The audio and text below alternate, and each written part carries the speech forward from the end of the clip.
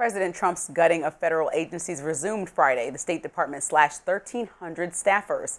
Tears flowed in the emotional scene outside of the agency as fired workers left one last time. 1,107 civil servants and 246 Foreign Service officers were let go. The U.S. Institute of Peace was also hit, with almost all employees getting axed on Friday.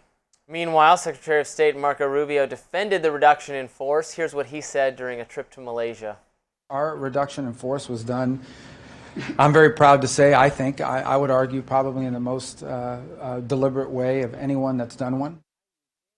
Senate Democrats pushed back. They sent a letter to Rubio giving him a week to explain the mass firing. It read in part, quote, this should remain a tool of last resort. This administration should be strengthening our diplomatic corps, not weakening it.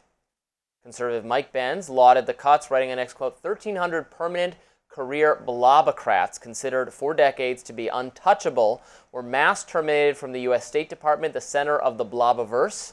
Nothing like it in U.S. statecraft. Can you hear the people sing?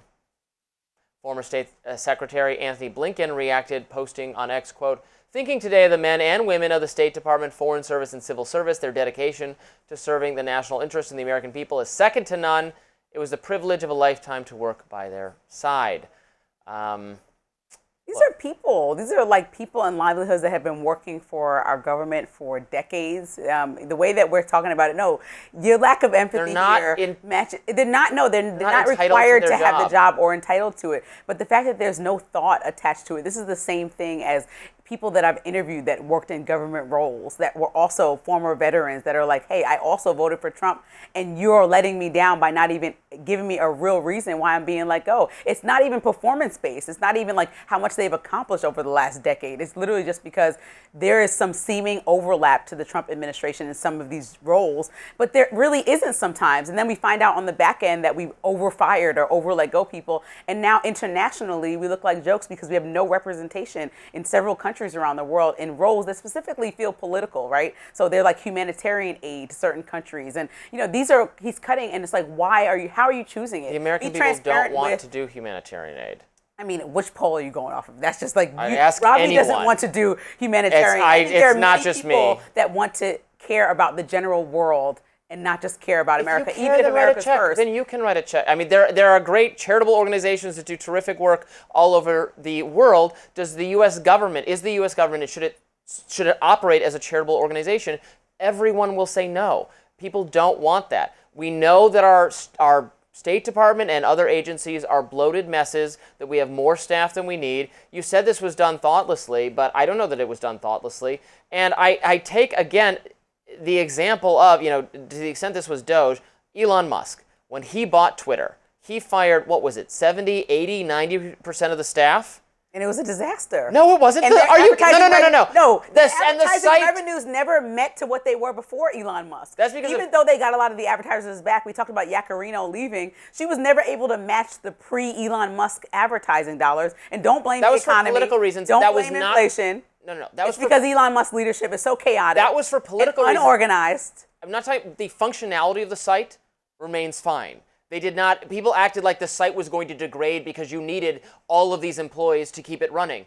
And the truth is, you don't. I would argue that it's not functioning well. It's functioning with hate speech. It's functioning all over the place. It's functioning according to rules with you don't anti-Semitism. agree with. That's different than saying it's not that I don't agree. I don't think that there's a place for that within our society of just a bunch of anti-Semitism. There's not a place for free speech. No, there's a place for free speech. We get to decide what hate speech is. No, there's not a decision. It's actually an attack on a group of people simply because of who they are. That's like, why do we want to prop that up all over X? That's what it's become. We talked about how negative it's become, and I know that you agree with me. Hate speech is an excuse to censor people in many cases who have legitimate criticisms of, for instance, what the government of Israel is doing. It is not hate speech to say you disagree with it, and so on and so forth. But that's a little bit beyond the point. Look, we need to cut something.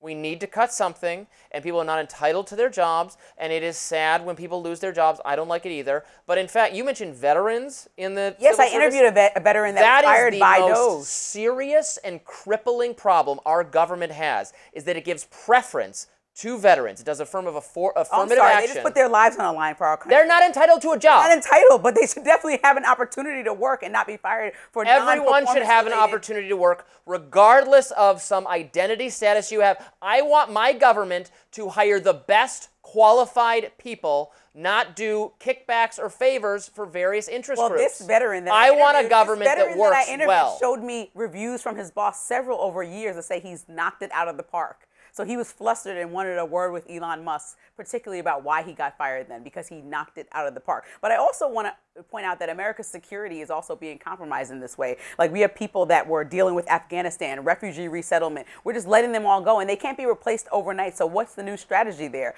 Trump complained about the way that we pulled out of Afghanistan, how sloppy the strategy was. So to pull all these workers, all these international workers, 270 plus of them, what is the strategy to make sure that these places are secure with our presence? This is what I mean. Like, there's no full-time game plan, and then he's going to look back and complain and say Afghanistan is secure. There is not going to be a strategy to make sure Afghanistan is secure, because Afghanistan being secure is not the U.S.'s obligation. It's Afghanistan's Well, this is part of the counterterrorism plan. That's the point of us having presence there. And so we just leave everywhere like, oh, it's fine. We're the world superpower. That's exactly how our presences in these regions has emboldened terrorism and inspired terrorist attacks. When we're involved over there, we get attacked, then we have to respond. It is a hazard to have us in some of these places, to have bases, to be stationed here, to have a military So you think we should get rid of all military bases? We should just only be in America? Don't worry about it. I would close the vast majority of our military bases. If we still have military bases in Europe, close those. I would close the ones in Africa, because then when they get attacked, when we have people who come under fire, then we have to respond, because then our people got attacked. It's better just to not be there.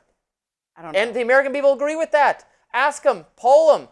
And honestly, this isn't even a right-left thing. Tons of liberal people and left-leaning people say that America has been too involved overseas and want to, refocus it to build our economy at home. This is the kind of, it's actually nonpartisan and non-ideological. Everyone agrees on that, except the kind of people who work in Washington, D.C.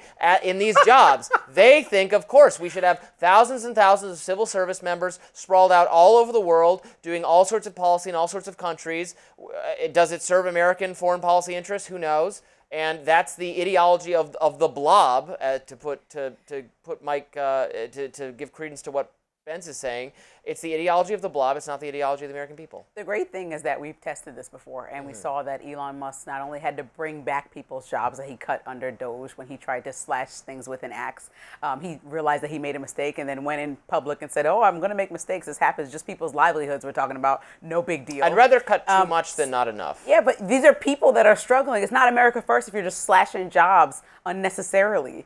That's what I mean. How is that America first? America is built of people. It's not some esoteric thing that's not affecting human beings. Like, cutting all these jobs and then bringing them back is playing with people's livelihood, mental health, and so much. Can you recognize the difference between a government job, a job that is paid for by us, that we have no choice over whether we pay into it, or just a private sector job, just like, the camera person's job at this show, we are not obligated to pay for. It's very sad if you and I or anyone who works in the private sector, they lose their job. That's sad for them. That's because the company makes decisions. When a government person is fired, again, that's compulsory that we pay into it. So it's a public policy question. The same way. So even though we are funding it, it's trying to make our government work well, right? That's how we become the superpower of the world.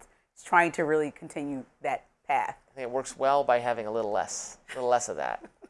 Maybe we're going to agree to disagree. Next up on Rising, 2 new reports are detailing the alleged failures of the Secret Service regarding the attempted assassination on Trump and Butler. We'll be right back after this.